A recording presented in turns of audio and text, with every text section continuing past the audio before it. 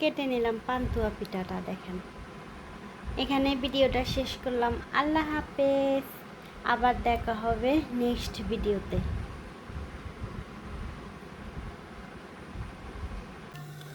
এখন আমি পান্তুয়া পিঠা বানাবো। নোয়াখালীর ঐতিহ্য একটা পিঠা। সবাই বলে আমি নোয়াখালী ভাষা বলে ভুলে গেছি। না, যার যার জন্মস্থানের ভাষা কি সে বলতে পারে? অবশ্যই বলতে পারি না।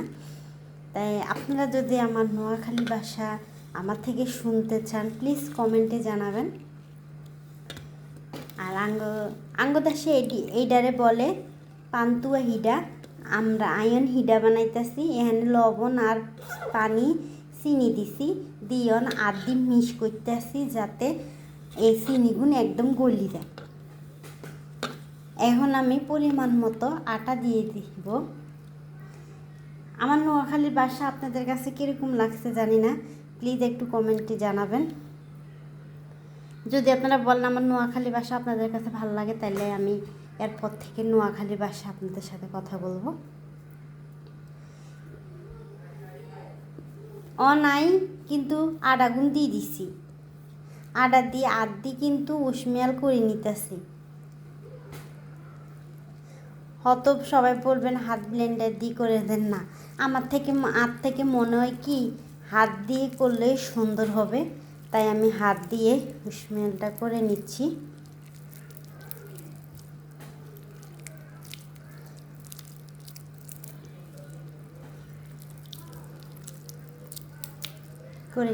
দেখেন, আয়ন 2টা ডিম ভাঙ্গি লইছি, এটিতে আয়ন বাজুম। আর এই সাইডে তো আমার এটি গোলা হয়ে গেছে। এখন আমি একটু সয়াবিন তেল দিয়ে দিলাম একটু সয়াবিন তেল। আদ দিয়ে আবার বালা মতো একটু স্মেল করে নিম, পরে আবার রান্না করে দেয়াই। ওনায় একটু লবণ দিয়ে ডিমগুলো গুলি নিই।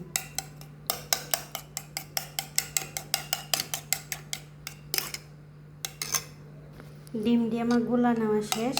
এবার চলেন তাহলে পিঠাগুলো বানাই। এই যে আয়ন হিটের ডোটা বানিয়ে নিচ্ছি, দেখেন এরকম হইব। চলেন তাহলে ভাজি। উল্টিয়ে পাল্টিয়ে দিয়ে আমি একটা পিঠা বানিয়ে নিলাম ডিম ভিতরে দিয়ে। এখন এক পিঠ করে একটু চেপে চেপে দিচ্ছি। আর একটা আপনাদেরকে দেখাবো, কিন্তু তাড়াহুড়া করে বানিয়ে নিলাম। এটা আমার ছেলে কান্না করতেছে তাই।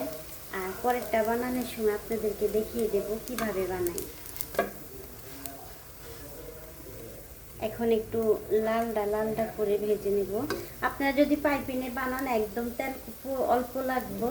ডায়াবেটিস রুগী, গ্যাস্ট্রিকের রুগী যাদের আছে তারাও কিন্তু, ছোট বাচ্চা তারাও খেতে পারবে, কোনো সমস্যা নেই। তেল কিন্তু একদম পরিমাণে অল্প লাগে।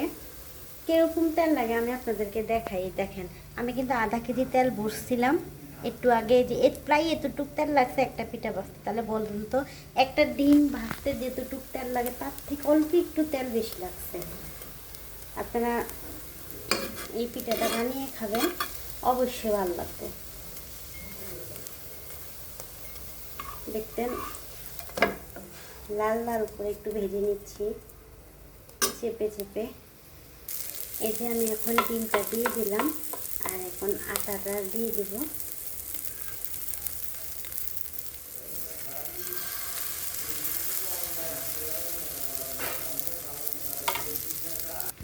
এই যে এরকম করে যখন হয়ে যাবে, তখন এই দুই সাইডটা এরকম করে দেবেন যাতে এই সাইডটা অনেক সুন্দর হয় শুকিয়ে গেলে। আর এখন এই সাইডটা এইভাবে দিয়ে দেবেন।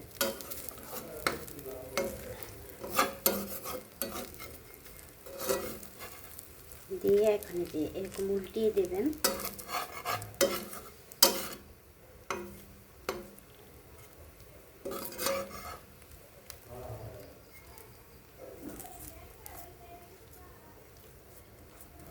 এরকম চেপে চেপে দিয়ে পরে এরকম দিয়ে দেবেন। এই যে হয়ে গেছে আমার, দেখেন। পাটিসাপটার মতো আপনারা দিবেন, বারবার দিবেন, বারবার উল্টিয়ে দিবেন, পরে ভাজা হয়ে যাবে। আবারও দিয়ে দিলাম, দেখেন। এখন আমি উল্টিয়ে নিব, এই যে উল্টিয়ে নিলাম পিট পিট করে। বানিয়ে নিলাম পান্তুয়া পিঠা। কার কার খেতে মন চায় তাহলে চলে আসবেন। আর আমার ভিডিওটা ভালো লাগলে লাইক শেয়ার কমেন্ট করবেন, বেশি বেশি করে সাবস্ক্রাইব করবেন। কেটে নিলাম পান্তুয়া পিঠাটা, দেখেন।